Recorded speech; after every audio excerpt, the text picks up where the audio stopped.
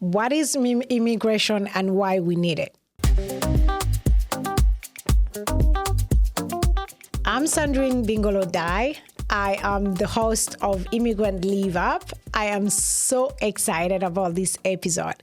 This is a dream come true for sure. Been working about this on this episode in general for a while, and today we're going to talk about immigration.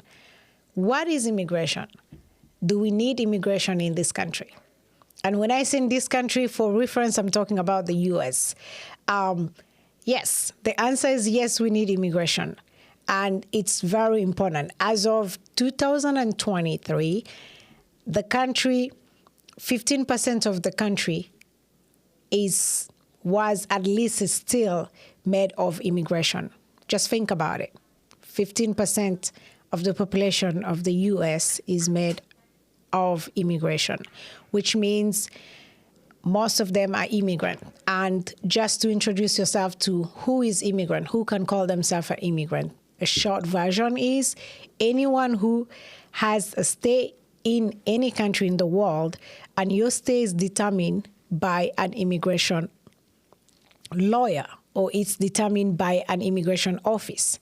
So if you came here with all kind of visas, you had to pass through immigration, get your passport or whatever letter you came with, getting a stamp on it as an official stamp, that means you're an immigrant.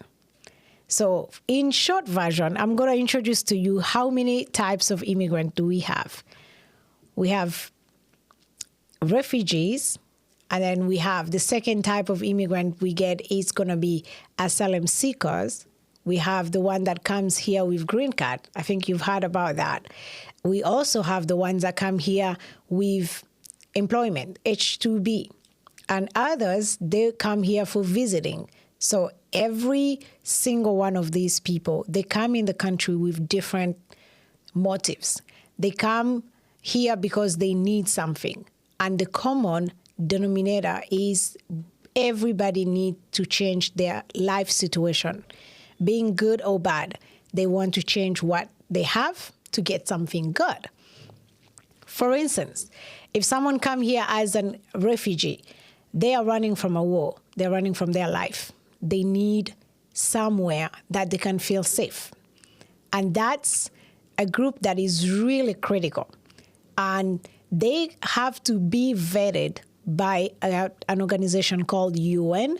It takes up to 15 to 20 years. The lesser one is going to be maybe 10 years. But it takes that long for UN to vet a person with their family. Could be one person, could be a family, but they have to be vetted for a minimum of 10 years, a maximum of 20 years and more. That gives you a hope, peace in mind, to know that not just anybody can show up in a country and call themselves a refugee without being vetted by a trusted organization like the UN for that long. The second group we're going to have is asylum seeker. For this one, don't get me wrong, but a lot of people have different mindset on this one. Asylum seeker is anybody who can decide that they are not safe in their country based on multiple reasons. But the major one is they are looking for better economy. They're running from famine, from bad economy from the country. They want better, maybe study for their kids. They want their kids to have good opportunity to go to good school. There are so many reasons that they can leave their country. And they are called asylum seeker because most of them will come in the country first and then show up at any immigration officer and seek what we call asylum. In other words, seek help and try to ask is it okay for me to stay in this country? They also have to be vetted. They will be vetted by an immigration officer who is going to try and study their paperwork, history, and know why are they coming here, where are they coming from. It takes time, up to start from 9 months to up to 2 years for them to get any kind of work, like work permit. First, they'll be given something called I-94.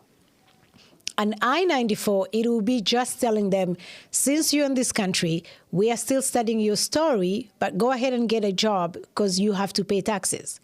As we all know, everybody in this country has to pay taxes. If without taxes, we don't need you to be here. You have to be here because you have to pay taxes, period. And that's the reason why they get I-94, for them to work and pay taxes while an official from immigration office trying to study their paperwork. If they feel like you do not belong here, if you've done something bad in your country, and when I say studying their paperwork, is the story you gave an official, an immigration officer, you can tell them whatever you want, but they will call your country. They will communicate with your country. They will study where you came from. And that's why it takes up to 2 years. If they found out that you have some story that is not matching, they have the right to terminate your stay and send you back. And that is where some people have a problem because they are coming in the country first to get all that vetting after, versus the refugee are being vetted for this long for them to get here. But again, I'll let that be, you be the judge of what it is that you think is right or not. The next is going to be DV. They call them green card. So green card holders, the one that they come in the U.S. already with their green card. And I personally came that way. So DV is long time ago.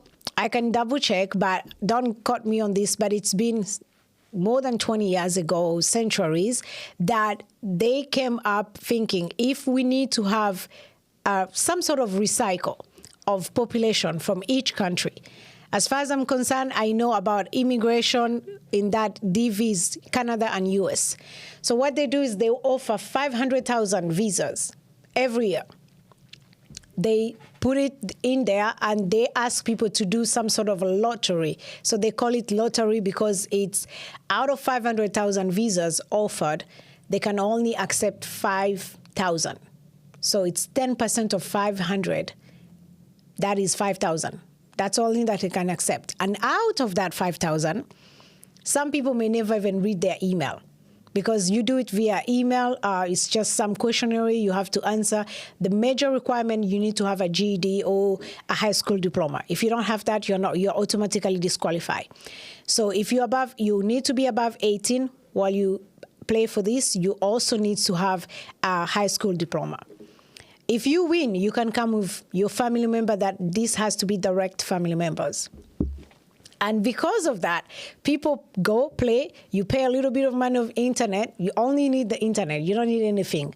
You play for that. You pass. And 5,000 people play. 500 play, but only 5 are selected. And out of 5 selected, I would say at least 50% do not check their email. They check it late because you have a minimum time to check. If you have been selected, then you need to have between $5,000 to $15,000 of processing. You understand that some people are in very bad situation. They may not raise that kind of money. So even if they are selected, they are still not going to be able to come. So that's where the number comes. Instead of us getting every year through lottery, get 5,000 people coming in the country, we end up by getting less than that because most people will not check their email. And if they do, then they have to raise up to $15,000. It ranges from country to country. And also, bear in mind that most countries that have done bad immigration policies with the U.S., they will not be accepted. So we also have less countries. It's not worldwide. We have few countries that have already been banned from this lottery thing. So that's another thing. The last option is going to be people who are coming here as visitors. For you to be able to come in the U.S. as visitors, you need to first have enough money in your account. Your bank account needs to prove the immigration officer or to prove the embassy that you are able to come back in your country. So your bank statement has to be really good. You need to have a legal job back in your country. You need to have the best way to go is if you have a property, if you have something that will bring you back, you have a family, you have ties, strong ties in your country to come back. Those are the three things that the officer will look at. If they find that you don't have strong ties, you are not qualified financially, then they will not bring you. And even if you do qualify, you come in the country, their visas are temporary. So you have that kind of visa. You're not supposed to work if you came as a visitor. You came here to visit for a certain period of time. You need to go back before your visa expires. If you overstay, then you are still in same category as people who came here illegally, because you now stay here, you become illegal. And talking about illegal, everybody has an opinion right now. Who is legal and who is not legal? Is it necessary for us to have, is it a good thing for the U.S. to have illegal people in the country, or is it a bad thing? I'm not going to give you my opinion, but I'll give you the example. Every country in the world has something called immigration, and they do have borders, and you need a visa to go in any country in the world. So in other words, we still need visas to come in the U.S. So immigration is important because it brings new people in the country. Immigration is so important to every country, but mostly important to the U.S. because you get a recycle of different people that maybe could have never been here. And that's why we need that immigration open, but we need it to be open legally, not illegal. So back to now, after the visa part, we have the group of people who come here because their family are already in the U.S. Let's say your husband get a job in the U.S. and wife and kids want to join the family. You also have to go through the same thing. They have to vet you.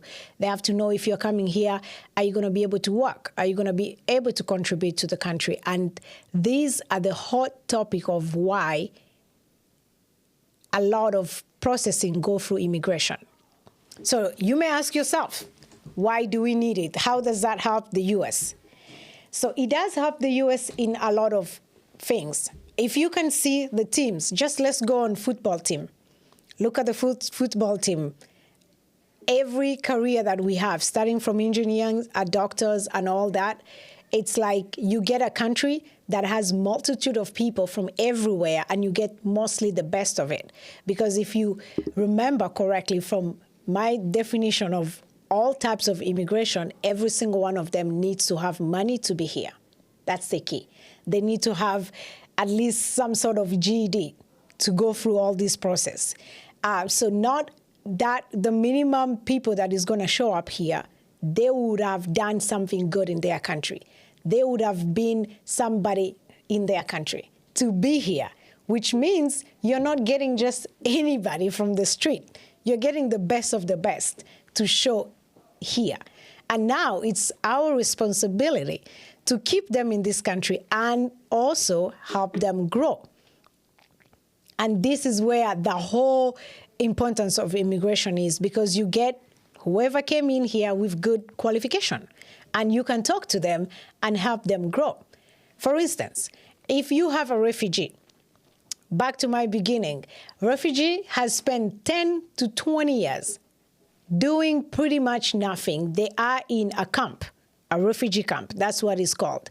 They've run from their country. They've seek asylum in nearest country and spent in a camp. All they wake up is they exercise, eat, sleep. Exercise, eat, sleep.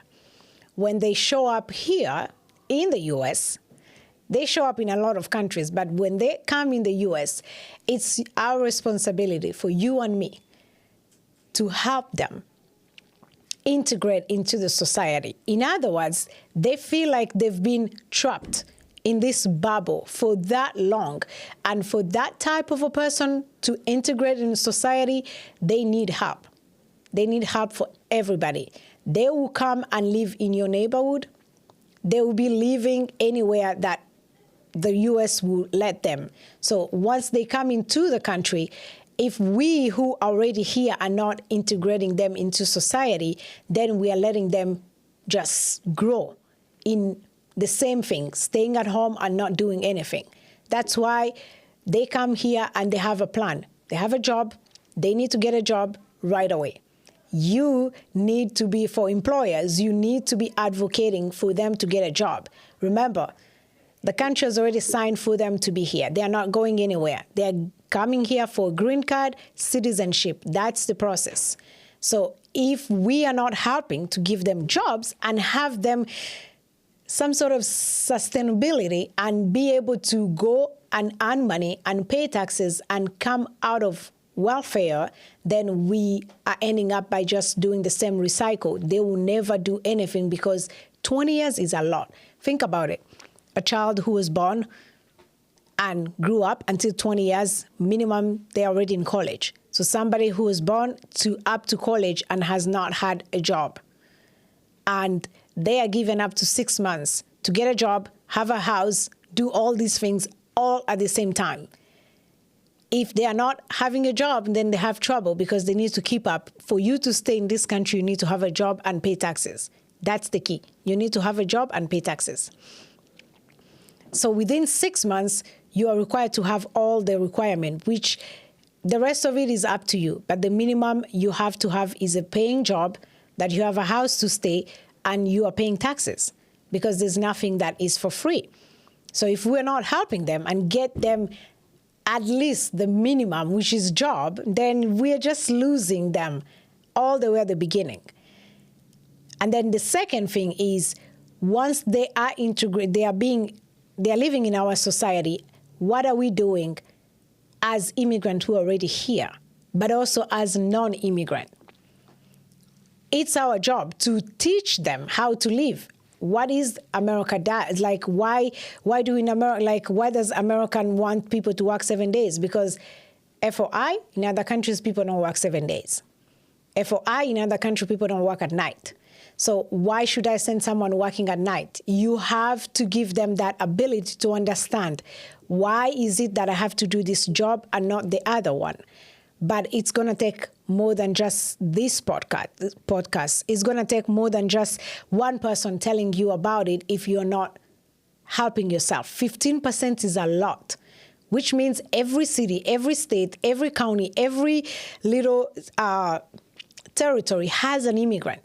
Every single one of us has seen an immigrant, have lived with them. You know that they work in your favorite grocery store. For ladies, yeah, somebody's doing your nails and is an immigrant. What have you done to learn about their culture? Because it's not going to be just immigrant learning about the non-immigrant culture, but it's going to be a vice versa. And immigrant has a lot of work to do. They have to learn a lot to integrate. But also the non-immigrant also have to learn a little bit for us to survive together. The other group of people is the DV, which we call lottery. The lottery, remember, they need to have a GED and raise up to $15,000 to be in the country. They do not have any help from the government, zero help. We are required to be in this country and the next day to get a job. You are given up to 30 days to get a job. If not, they will send you letters, and letters will keep coming. You need to have a job to prove the government that you are good enough to stay for your green card to continue being valid. The good news is they come with, you can get your driver license within a day after you land. You can get your green card within 2 weeks. It's sitting, waiting for you. So everything is ready on the government side. All you need to do is to show up and work. The minimum requirement is you need to have a place to stay. So if you do not have a friend or a legal address that you can show that you are going to live in this particular address where your green card will be sent, because we do not get, in this category, they don't get work permit. They only get a green card immediately. So you need to have an address where the green card will come, and it needs to be a valid U.S. address. And this person who the address belongs to should be able to at least keep you in that place for a minimum of 3 months. And that can change depending on how your arrangements are. If you have enough money, you can rent your own place immediately. You don't have to stay there, but you still have to make sure that you get a job. The key is you have to pay taxes. If you don't have a job, then you're not paying taxes. And if you're not paying taxes, then we don't know why you're here and we don't know how you are living. And that is a threat to the country. Every single person who is immigrant, they need to have some sort of income flowing so that they know how you're living. Because if you're not earning money, where are you getting your money at? And that becomes a problem for the economy, the problem for security, because we need to know if you're not earning money, how are you living? People who came with DV or lottery are not supposed to get food stamp, no welfare at all, whatsoever. They cannot get it. If they find that you're getting some sort of welfare for a minimum of time, they will have to call you, and most probably there's a long process, but eventually we'll have to revoke your green card because that's not the agreement that you made. When you saw at the embassy, you say that you will be able to take care of yourself. All you needed is a safe place, a place that offers you a better economy, and you need to deliver on that. So not having a job, you're not delivering with what you promised. The next person is going to be the asylum seekers. Asylum seekers, they still have that I-94 paperwork. That I-94, it's a paper that will be up to 9 months, right? In that 9 months, you need to upgrade that to a work permit. You can only upgrade that to a work permit because next time we're going to talk about how much is all the immigration paperwork, which are very expensive. But before I let you go, I just want to remind everybody that back in the history, how was America made? How did America start? It started from all long time ago. We have indigenous Americans that were here already, but we also have European who left Europe. Most of them did not live by peace. They left because they had war, they had famine, they had every single reason why every other person is coming. That's the reason why they came. They were not at peace. They needed a place. They needed a place to be safe. They needed a place to grow their economy. They needed somewhere that they can start from zero. And that's why immigrants come here. They come because they need the same thing: economy, safe place, peace, all the above. And that's how European came here and created. And once they got here, it was tough because now they are in a place that they have no idea what to do with. They decided, few group decided all the way to start doing something called slavery. Slavery was not made because it was something for fun. It was needed for them to grow the country. In short version, they tried. They went to the Asian place. They went to Africa, and they didn't try everywhere in Africa. They tried some African didn't make it up here, and some part of Africa did make it. After the long studies, they realized, oh, okay, so this can work. So now we have people who have a little money and the ones who don't have money. So Africans delivered the labor, and European delivered money. So they had investment, and the other one had to deliver labor. That's how this country was created.